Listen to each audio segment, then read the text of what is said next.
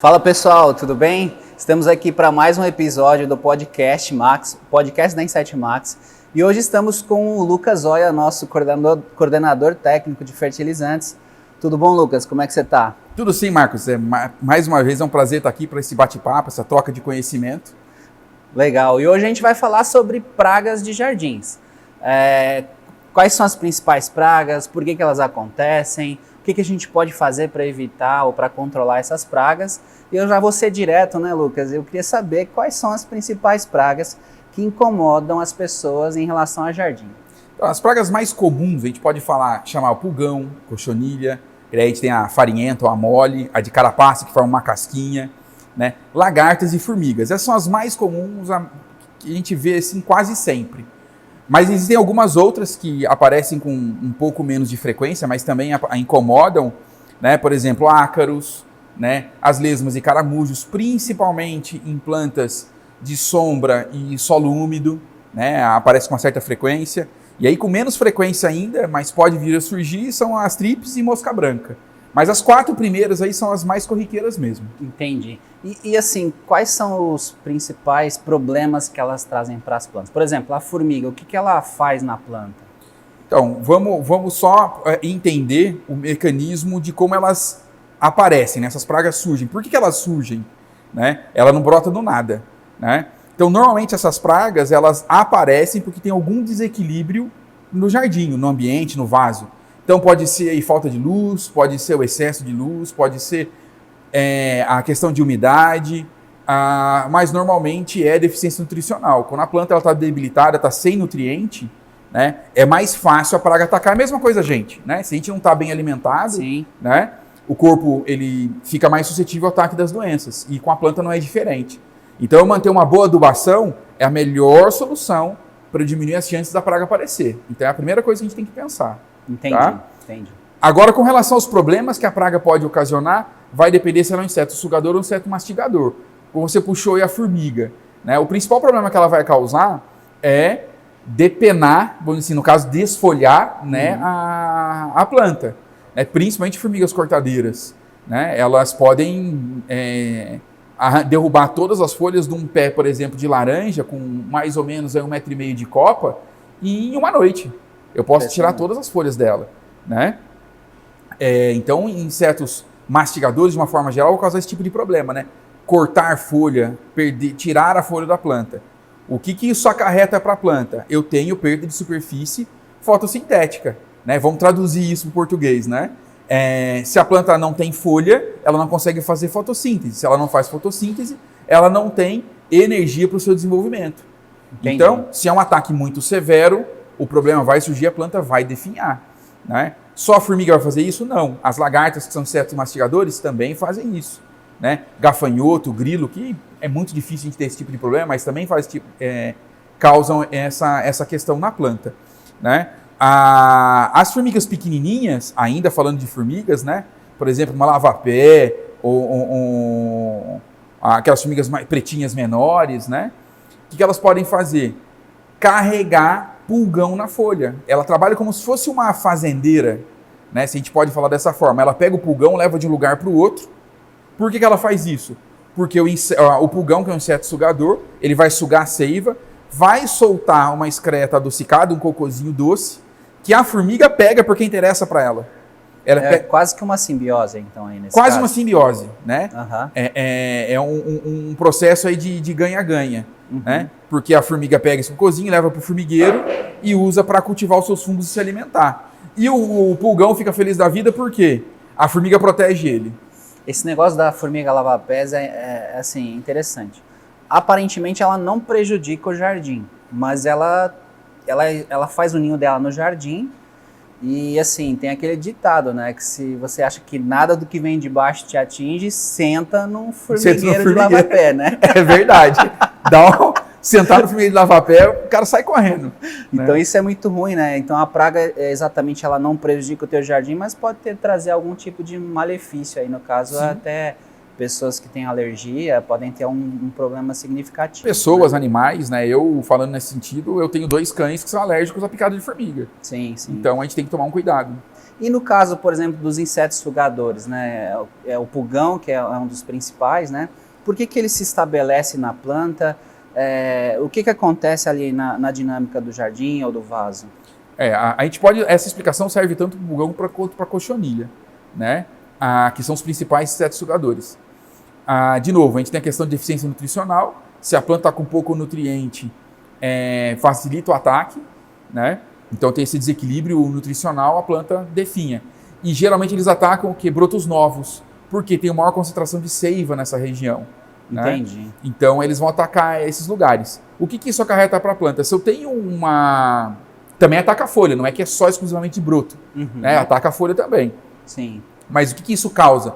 Eu estou falando de sugar a seiva da planta. Se eu tenho um ataque muito severo, por maior que seja a planta, né?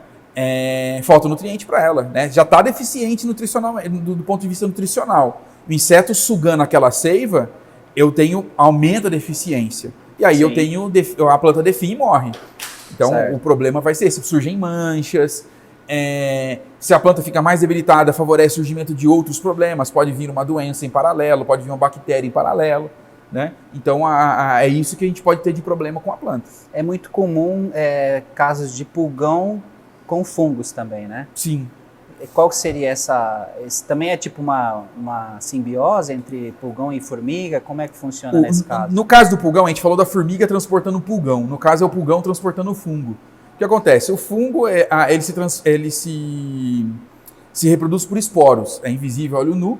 Né? Ele gruda na superfície do pulgão, ou do ácaro, ou da cochonilha. Né? Quando ela vai de uma planta para outra, ela carrega esse fungo junto. Então ele é um agente transmissor. Não chega a ser uma simbiose porque ninguém se beneficia do ponto de vista nutricional. Né? Ninguém está sugando nada de ninguém. Ou ninguém está cedendo nada para ninguém. Né? Se não está cedendo, é só o transporte ali mesmo. Ele leva e desloca. Então seria nesse sentido. Entendi. E não só, se a gente falar de inseto sugador, eu não preciso falar só de fungo. Eu posso falar de vírus. Né? Eu posso falar de bactéria. Né? São vetores de vírus. Uma planta, um inseto sugador pode levar o vírus de uma planta para outra.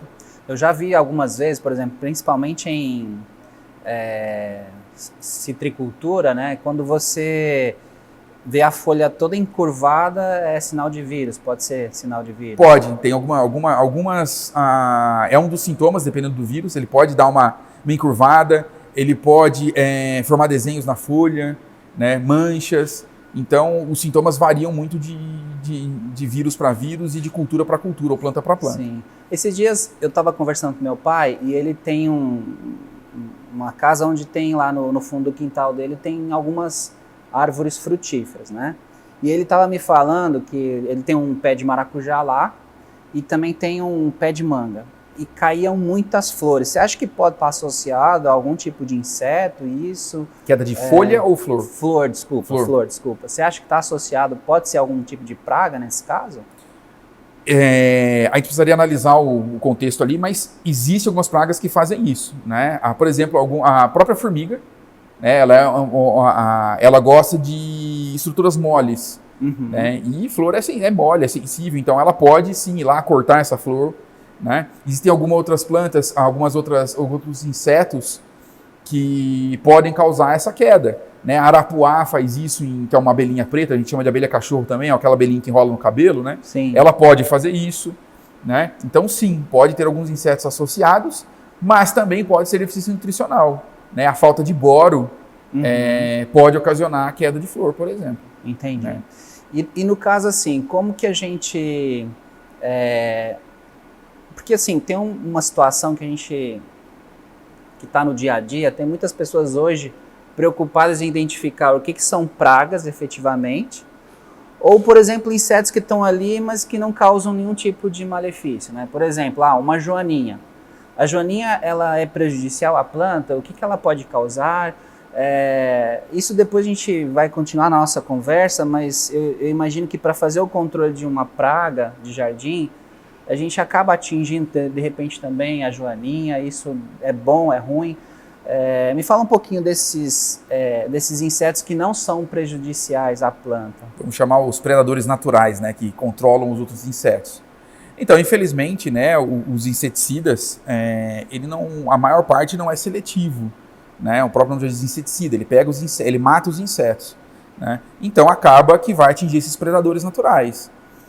Se isso acontece de forma desequilibrada, é por isso que o uso desenfreado, a gente tem que lembrar que o problema não está no uso do inseticida, né? O problema está em quem está aplicando.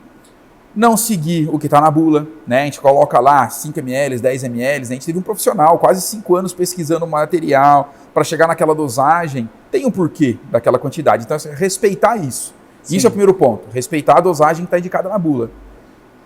Se eu pôr 5 ml eu ponho 10, eu estou desperdiçando o produto e ainda estou correndo risco de contaminar o meio. Se eu ponho menos, eu não mato a praga e estou jogando o produto no meio sem necessidade. Né? Então, esse é o primeiro fator. Né? O segundo ponto é o uso desenfreado, sem seguir vamos dizer assim, uma frequência indicada, né, 15 dias, 30 dias, enfim, eu faço uso desenfreado, eu vou prejudicar mais ainda. Por quê? Os predadores naturais, eles vão ser eliminados juntos. E aí eu tenho um retorno da praga com maior frequência. Então esse é o problema. Né? Então sim, matar o predador natural é um prejuízo. Por quê? Se ele está ali, como o próprio nome já diz, ele é um predador natural, ele ajuda a controlar. Você pega a joaninha, por exemplo, é pulgão e cochonilha. Né? Se eu elimino, a chance do pulgão e cochonilha aumentar a população é muito maior. Sim. Então sim, eu tenho problema se eu eliminar o predador natural.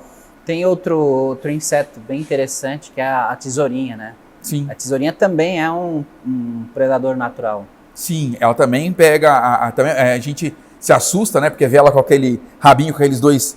Uma tesoura, né? Uma tesoura atrás, o pessoal já sente já acha que é venenoso, que é perigoso. Ele não faz nada pra gente, né? Mas ele é um predador natural de insetos, de outros insetos também. Principalmente, de novo, aí, pulgão, cochonilha. Ele até pega os outros, mas ele prefere ainda pulgão e cochonilha pelo próprio tamanho dele. Sim, né? sim. Mas ele é um predador natural, assim como, por exemplo, o bicho lixeiro. Né? Então, poucas pessoas conhecem, mas já devem ter visto. É um inseto que vai andando no meio das plantas, ele está cheio de casquinha de outros insetos em cima dele. Né? Ele é um crisopídeo, né? um inseto, ele é com asa até transparente. Ele não é grande, ele é pequenininho, mas é um inseto interessante a gente observar. E ele pega quase tudo que você imaginar de praga, ele coleta. Né? Ele pega formiga, pulgão, cochonilha, ele pega ácaro, né? Pega trips, ele pega tudo. Ele não perdoa ninguém, não. Sim. Né? Dessas pragas que a gente estava falando, a gente pouco falou sobre o ácaro e sobre o trips. É muito difícil, né, identificar nessas duas pragas, né? Sim. O que acontece? A gente não enxerga? O maior problema é que, assim, são insetos pequenos e rápidos, né? O ácaro não é rápido, mas a trips né? É um inseto voador, né? Um inseto voador até é redundante, mas a maioria deles são voadores, né? Mas é um inseto que a gente pouco vê ele andando, como a gente vê o pulgão, cochonilha, formiga, né? A própria joaninha, né? Ele pousa, suga a planta e já vai embora, sempre voando. Então é muito rápido.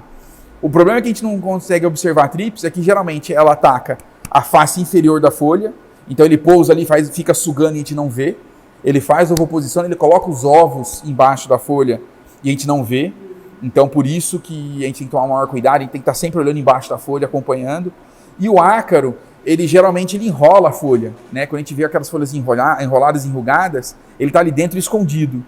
Então a gente também não consegue observar a presença dele. Só vai perceber quando a folha está enrugada. E provavelmente, se está assim, é que o ataque já está severo.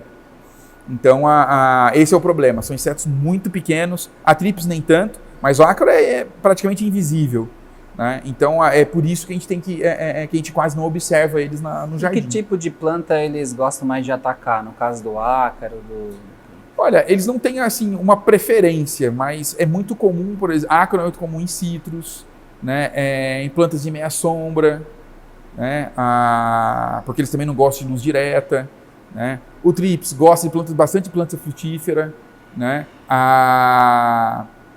Também ataca plantas que a gente não tem no jardim, mas ataca soja, ataca algodão, ataca capim, gramíneas, trips ataca. Né? Vai ter essas plantas em geral, mas não tem uma preferência em específico, mas sim, seria por aí.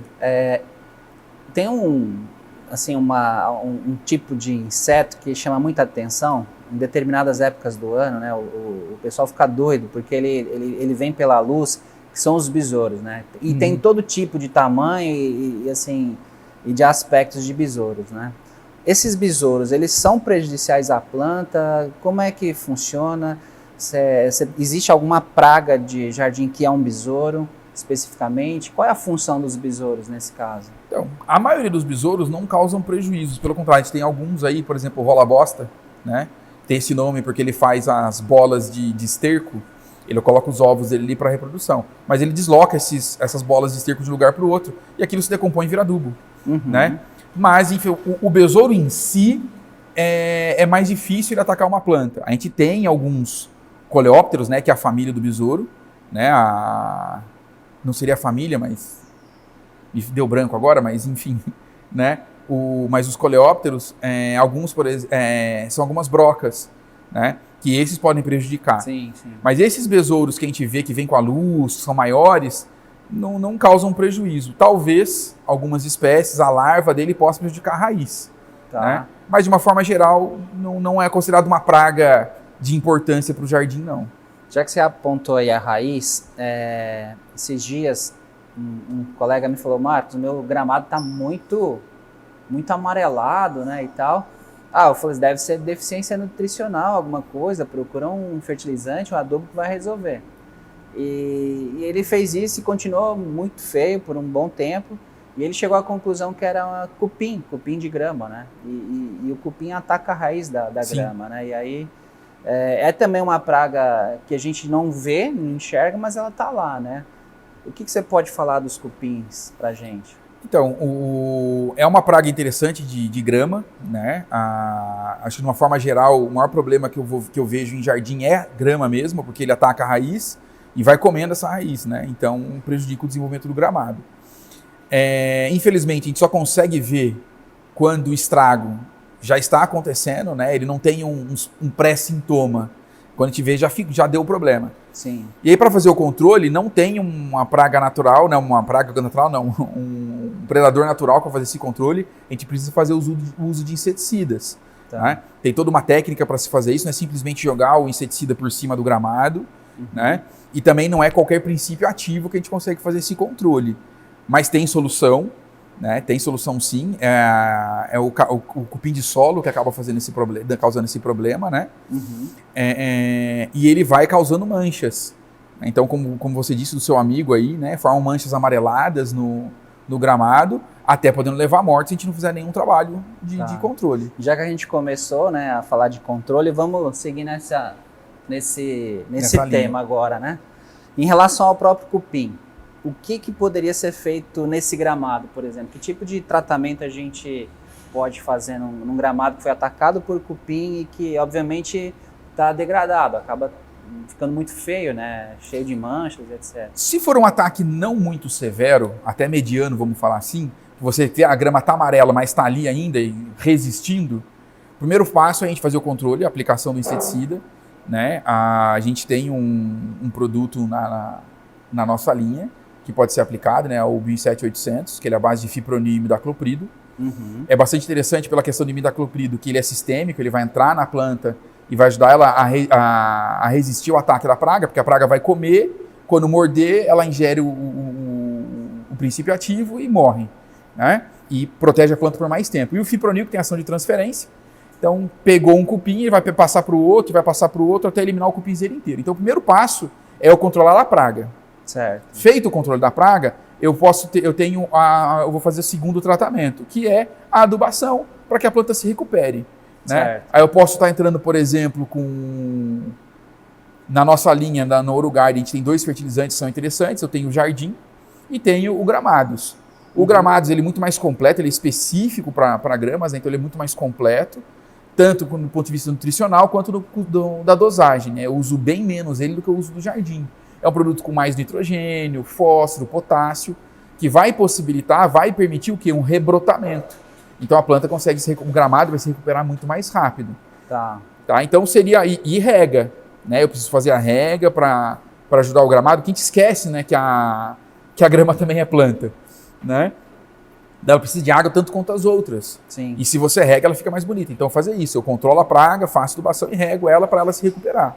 No caso do cupim, ele faz parte da reciclagem de nutrientes no solo. Uhum. Ele acaba sendo um inseto importante na incorporação de matéria orgânica, na decomposição de matéria orgânica também, né? Nesse caso, será que não seria interessante entrar com alguma coisa orgânica, um organomineral, alguma coisa desse tipo? Você diz algum fertilizante organomineral que ajudasse nesse... Assim, a gente tem alguns produtos, né? Por exemplo, a gente trabalha com o Revigorax, né? Ele é um fertilizante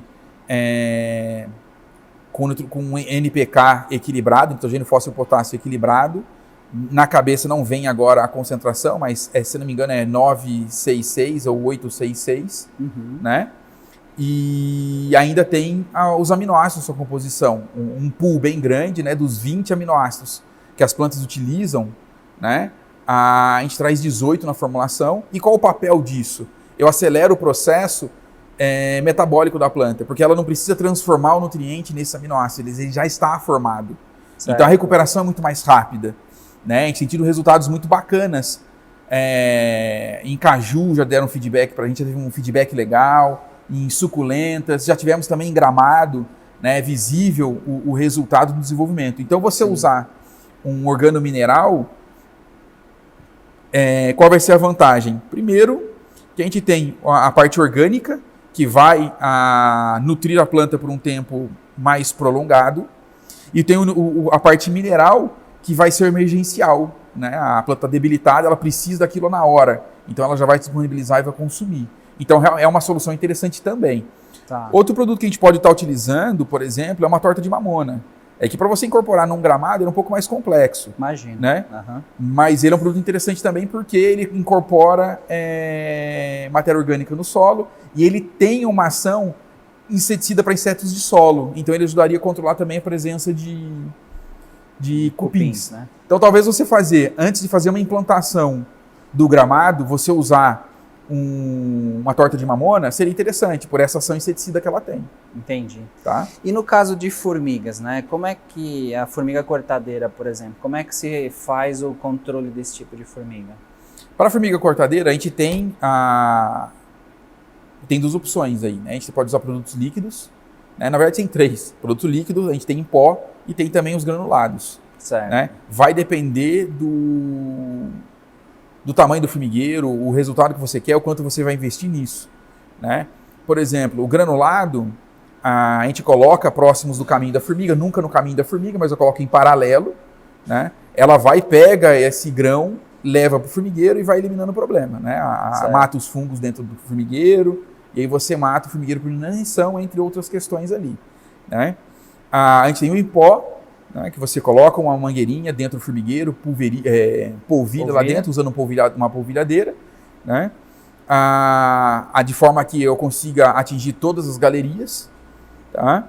E também vai fazer esse processo. A gente tem a base de altametrina, tem a base de fipronil, né? O fipronil continua sendo mais interessante. Sim. Né? Tem um resultado muito melhor, eu uso menos e tem um resultado maior. Né?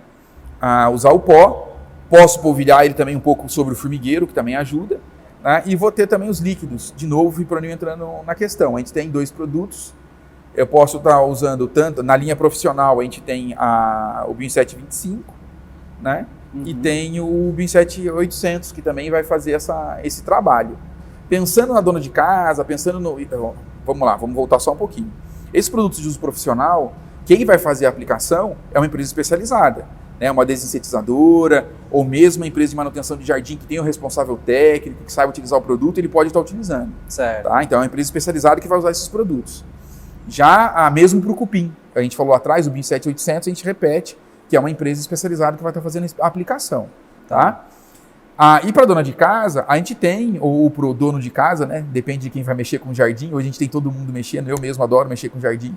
Né? A gente tem o Bioinset 25 Garden, que é um produto à base de fipronil, vai dar um resultado excelente para controle de formigas, pela questão de transferência que ele tem. Né? A gente tem o produto pronto uso, então é só pegar, pulverizar ele no formigueiro ou nas formigas, e é pouca coisa, não preciso usar muito produto não. 1 a 2 borrifadas sobre o formigueiro, por exemplo, é mais que suficiente. Para você ter uma ideia, isso eu já, né, usei na minha casa, um formigueiro de mais ou menos, aí vamos por uns 50, 60 centímetros de diâmetro, de uma lava-pé, em 24 horas eu eliminei o formigueiro, assim, não tinha mais movimento nenhum. Com o Bin 7 Garden? Com o Bin 725 Garden pulverizado. Menos de 24 horas não tinha mais movimento do formigueiro. Você mexeu no formigueiro, aplicou ou você aplicou por cima do formigueiro? Sobre o formigueiro, normal. não precisa mexer. Tá. Né? Pulverizei por cima e foi tranquilo. Tá, né? Entendi.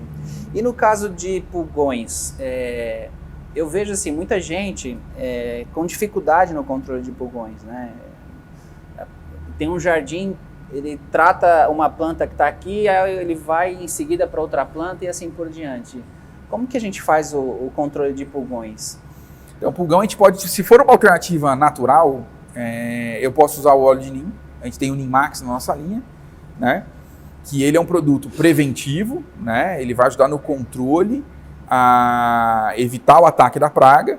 Depois que ela está instalada, é mais difícil a gente fazer o controle com o Neem. Eu preciso fazer antes, mas é uma alternativa super tranquila para se usar. O resultado é muito bacana, né? Serve para a maioria dos insetos. Eu posso estar usando o óleo de Neem, né? O Neem Max.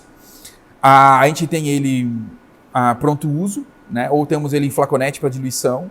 O blisterzinho, bastante interessante também, porque ocupa pouco espaço e tem um alto rendimento, né? Um blister de 10 ml, eu faço 1 litro de solução, né? Ou pronto uso. Então eu posso estar usando para pulgão, cochonilha, lagarta, formiga, pensando que ele é um repelente, né? Ele evita o ataque da praga. Algumas ele mata, mas a maioria é para prevenção. Repelência. É uma repelência, tá? Caso já esteja instalada a praga, como a gente falou do pulgão aí, eu posso estar usando produtos químicos, né? A gente tem aí o Inseticon Jardim, né? Que é a base de lambda-celotrina, 10%.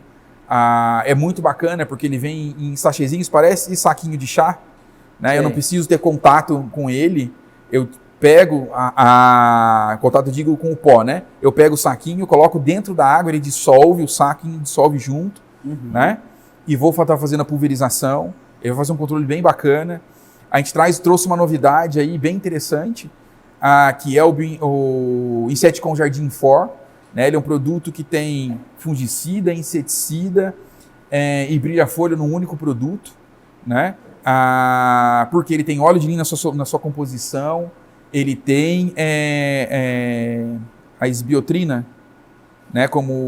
A esbiotrina como inseticida, né? E tem o difenoconazole como fungicida.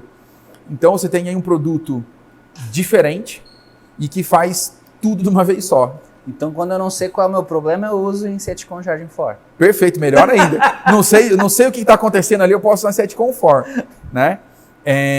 Se for um caso severo, eu entro com o produto, ele vai fazer um controle muito legal, ou posso usar preventivo. De novo, se há um controle preventivo, vou fazer uma aplicação a cada 30 dias, né? Não prejudica a planta, não prejudica a natureza, né? Agora, se é um ataque mais severo, talvez eu precise fazer uma aplicação aí no intervalo de 7 dias, 2 aplicações consecutivas. Mas pela experiência que a gente tem tido, uma aplicação já é mais suficiente. Tá? Então, dentro da linha dos nossos produtos, né, do que a gente pode estar usando de controle, a gente teria esses aí para fazer a aplicação. O Bin 725 Garden também controla pulgão e cochonilha, né? Mas a ação dele é mais lenta, né? Pela ação de transferência do fipronil. O Inseticon 4 e o Inseticon Jardim, ele tem uma ação de choque maior, então é muito mais rápido o resultado. Entendi. Ô Lucas, e no caso você falou lá no início da nossa conversa que de uma forma geral as pragas existem e vêm para o nosso jardim por algum desequilíbrio nutricional, né? Ou seja, a gente também tem que cuidar da planta melhor. Sim. Então, que tipos de cuidados que a gente tem que ter com a planta para que ela fique uma planta sadia, forte e, digamos assim, com um sistema imunológico mais preparado para o ataque de pragas? É um conjunto de fatores, né? A planta é um organismo vivo, então a gente tem que analisar o todo. Não só nutricional, eu tenho que analisar o ambiente em que ela está adaptada, né? Então eu preciso verificar a luminosidade, preciso verificar a rega, né? O substrato que ela está, e também a nutrição. Então, analisando esses fatores, a corrente de vento, né? Tudo isso eu preciso analisar. Por quê? Se a planta está num ambiente não favorável a ela vai debilitar, e vai ter problemas. Então, a gente quando vai adquirir uma planta, né, hoje o Google está aí para ajudar a gente, mas quando você vai num garden, vai numa loja de plantas, quando você vai adquirir ela, você já consegue essas informações com quem está te fornecendo, quem está te vendendo a planta. Então pergunte, né, poxa, essa planta ela é de sol, ela é de sombra, quanto de água ela gosta? Ela gosta de muita, gosta de pouca? Qual o substrato que vai para ela? Um substrato mais arenoso, mais argiloso, né? Tendo todas essas informações, fica muito mais difícil da planta ficar debilitada. Então eu preciso ter todos esses cuidados, né? E a gente precisa lembrar que quando a planta está no vaso, ela precisa de água, precisa de adubo do mesmo jeito. A gente esquece da planta, de água. Não é só água que ela precisa não, gente. Né? Ela precisa de fertilizante também. Então eu preciso observar isso. E normalmente, planta em vaso, todas as vezes que o pessoal me pergunta, a primeira pergunta que eu faço, minha planta tá ruim, tá fraca, a primeira pergunta que eu faço é, qual foi a última vez que você adubou? Porque é certeza que a pessoa nunca adubou essa planta. Entendi. Então eu preciso fazer essa adubação. E a gente tem produtos específicos, né? Eu tenho produto para orquídea, para folhagens, para flores, tem para rosa do deserto, a gente tem para uma infinidade de plantas específico. Tem produtos mais genéricos? Tem, generalistas, por exemplo, a gente pega um 10-10-10 e um 4-14-8 líquido, né? Que é mais seguro do que usar um granulado, além de ser mais completo, porque tem micronutrientes junto, né? Ele é generalista, ele serve para qualquer planta. Não dá o resultado ótimo que daria, por exemplo, usar um orquídeas para orquídea, né? Mas ele vai resolver, num primeiro momento, ele vai resolver o problema de deficiência nutricional dela. Entendi. Você falou que a torta de mamona, além de ser interessante como fertilizante, né, ela também tem propriedades inseticidas. Além da torta de mamona, tem algum outro produto da linha da Insetimax que poderia ajudar nesse equilíbrio nutricional, que poderia estar trazendo algum benefício no aspecto de controle ou prevenção de pragas? Então, a gente tem aí acho que 2 produtos que a gente pode estar indicando, né? Na linha da torta de mamona, que é o Bokashi, né? Também um lançamento a gente está trazendo aí. E é bacana porque é um produto com certificação para uso em agricultura orgânica, né? Tem selo IBD, é um produto diferenciado, né? Ele também é interessante porque ele melhora as características físicas do solo, melhora a parte biológica do solo, a química, a física e a fitossanitária, né? Porque junto do Bokashi, ele tem micro-organismos ali, né, dentro desse adubo fermentado, que vão favorecer o desenvolvimento de organismos, micro-organismos como fungos e bactérias presentes no solo, que são úteis, que são benéficos para a planta. Então ele ajuda a desenvolver isso, e isso vai ajudar a controlar as outras pragas, né? Você tem, por exemplo, vai controlar bactérias, fungos que não são benéficos, né, maléficos. Então esse produto também ajuda nesse sentido, além de fornecer nitrogênio, fósforo para a planta, né, matéria orgânica. Então é um produto também diferente e muito interessante para se estar utilizando. Ele é diferente de esterco, por exemplo? Então. Bem diferente, né? Porque o esterco ele vai fornecer só o nitrogênio para a planta, né? Já o Bokashi não, ele fornece nitrogênio, fósforo, mais essas condições do ambiente, né? Esses micro-organismos que estão ali presentes vão melhorar a estrutura do solo. E não, como eu falei, não só a parte biológica, física, química também. Por quê? Física, ele melhora a absorção de água, a drenagem do excesso, forma grânulos. É sólido esse produto, então? Ele é sólido. Ele lembra, para quem conhece, lembra a torta de mamona, né? Ele é um composto orgânico farelado, tá? Então, assim, ele melhora também essa questão de formação dos grânulos, que vão ajudar em diminuir a chance de erosão, né? Na questão química, ele melhora a disponibilidade de nutrientes no solo. Então, é um produto muito interessante para se estar utilizando. E como é que a gente utiliza, em que momento que a gente utiliza esse produto? O ideal é utilizar antes do plantio, né? Eu posso usar ele sozinho, misturado com a terra, e se eu fizer isso, já posso, logo depois do plantio, de misturar, eu já posso plantar. Ou eu posso usar ele associado com adubação verde. Só que se eu fizer isso, eu tenho que esperar pelo menos 10 dias para fazer um plantio. Porque como o Bokashi, ele vai começar o processo de fermentação da adubação verde. Se eu fizer o plantio, eu queimo a raiz da planta. Então eu preciso esperar pelo menos 10 dias para fazer o... O que seria essa adubação verde que você está falando? Então, na agricultura ele é muito comum, né? A gente usa aí, por exemplo, feijão de porco, crotalária, feijão guandu, Posso incorporar, inclusive, a soja. É que ela tem um valor econômico alto para eu fazer isso, mas posso estar usando soja, outras leguminosas, como é o feijão de porco. Né? A gente faz o plantio, né? Passa a máquina para incorporar ela no solo, né? E aí, por exemplo, com um bocacha eu faria esse processo de fermentação. Né? No jardim é mais comum a gente usar o quê? Restos vegetais, né? Lembrando que o resto vegetal não pode ter nada cítrico, não pode ter tempero, não pode ter cebola no meio, não pode ter sal, óleo, essas coisas no meio. Né? Então, é resto vegetal não preparado para comer. Né? E o pó de café? O pessoal fala que resolve tudo aí. Não, né? Mesmo o pó de café, ele não pode ter açúcar, porque tem gente que passa já com açúcar, ele não pode ter o açúcar. Para eu usar, ele tem que estar seco, é o ideal. Eu também não posso usar de forma desenfreada. Mas o que o pó de café faz? Ele é matéria orgânica, orgânica. Ele se decompõe, incorporado no solo, e a planta faz a absorção. Se não vai falhar a memória, ele vai fornecer aí fósforo e potássio para a planta. Entendi. Né? Então, com relação ao bocacha, seria isso, né? Perdão, a gente voltando só à questão do bastão verde, eu posso estar usando no jardim ali resto de folha, cortei a grama, eu posso estar incorporando essa grama, né? E se eu fizesse incorporação, exatamente, tem que colocar o bocacha junto, esperar uns 10 dias para que ocorra a fermentação sem prejudicar a planta. Entendi. Lucas, em primeiro lugar, eu gostaria de agradecer bastante a tua participação aqui no nosso podcast. Sempre bacana conversar com você, cada vez mais a gente vai aprendendo mais, muito legal. E é isso, você tem algum recado para passar para o nosso público? Bom, eu agradeço a oportunidade de estar aqui nesse bate-papo, acho que transmitir conhecimento é sempre bom.